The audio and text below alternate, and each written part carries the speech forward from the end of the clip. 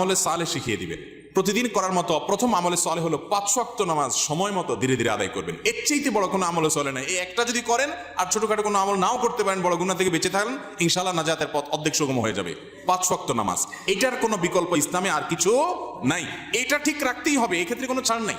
দাঁড়ায় না হলে বসে শুয়ে যেভাবে পারেন পড়তেই হবে, কোনো ছাড় নেই। অতএব 1 নম্বর আমল হলো 5 ওয়াক্ত নামাজ পড়বেন। 2 নম্বর হলো সকল বড় বড় মোটা মোটা গুনাহগুলা থেকে বেঁচে থাকবেন। চোখের গুনাহ, হারাম জিনিস দেখা, হারাম জিনিস শোনা, গালমন্দ করা, মানুষের হক মারা, হারাম খাওয়া, এই বড় বড় গুনাহগুলো থেকে বেঁচে থাকবেন। নাম্বার 3, নবী করিম সাল্লাল্লাহু আলাইহি ওয়াসাল্লাম প্রতি বেশি বেশি দুরূদ পাঠ করবেন। আল্লাহুম্মা সাল্লি আলা মুহাম্মদ ওয়া আলা আলি মুহাম্মদ, শুধু সাল্লাল্লাহু আলাইহি ওয়াসাল্লাম, দুরূদ ইব্রাহিম যত বেশি পারেন তিনি 10 বার 20 বার পাঠ করবেন।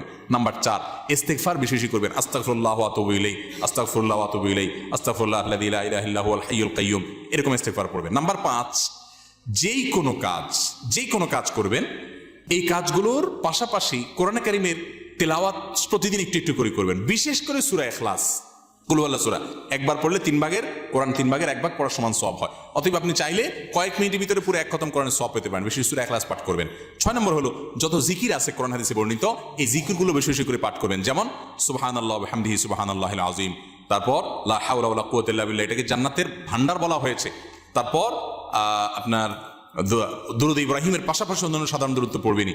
যত জিকির আছে এর মধ্যে একটা জিকির আছে ইয়া জাল জালালি ওয়াল ইকরাম, বেশি বেশি করে। তাহলে ইয়া জাল জালালি ওয়াল ইকরাম, সুবহানাল্লাহ ওয়া বিহামদিহি সুবহানাল্লাহিল আযীম এবং লা হাওলা ওয়ালা কুওয়াতা ইল্লা বিল্লাহ, স্পেশালি এই 3টা বেশি বেশি জিকির পাঠ করবেন।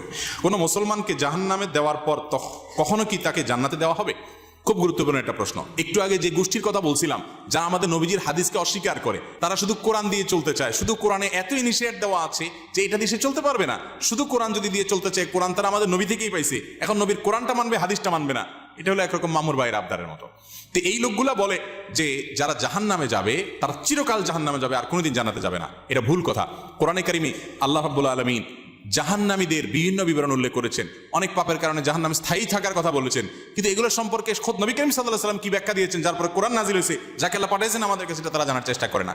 বুখারী সহ বিভিন্ন হাদিসের কিতাবে বর্ণিত হয়েছে সন্দেহাতীতভাবে যে নবী করিম সাল্লাল্লাহু আলাইহি ওয়াসাল্লাম জাহান্নাম থেকে সর্বশেষ উদ্ধার হওয়া ব্যক্তি কিভাবে উদ্ধার করা হবে সে বিবরণ দিয়েছেন। যে তাকে জাহান্নাম থেকে উঠানো হবে, জান্নাতের কাছে আনা হবে, সে চাইবে আমাকে কাছে নিলেই হবে, ভিতরে নেওয়া লাগবে না, এরপরে সে ভিতরে যেতে চায়, বিস্তারিত বিবরণ আছে। এখান থেকে বোঝা যায় যার অন্তরে ঈমান আছে সে যত অপরাধী করুক শাস্তি হবে হয়তোবা, কিন্তু একটা সময় তার অপরাধের শাস্তি মেয়াদ শেষ হলে আল্লাহ তাআলা তাকে জান্নাতে আনবেন ইনশাআল্লাহ।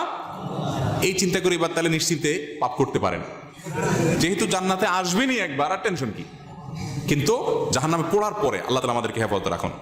কেউ যদি বেদাতকে সুন্নাত মনে করে বা বলে, তার কি ঈমান থাকবে? বেদাতকে সুন্নাত বললেই বেঈমান হয়ে যাবে না, এত সহজ ক্যালকুলেশন করা যাবে না। একটা আমলকে একজন বেদাত বলছে, আরেকজন বলছে না এটা, আপনি বলছেন বেদাত, আমি বলছি না বা দাঁত, এটা দাঁত আছে। কেউ দাঁত পাইছে, কেউ দাঁত পাই নাই, অর্থাৎ কেউ সুন্নাত মনে করতেছে, কেউ বেদাত পাইছে। এটা নিয়ে ইজতিহাদ বা বুঝের মত পার্থক্য হতে পারে, এর কারণে কেউ কাফের বা মুসলমান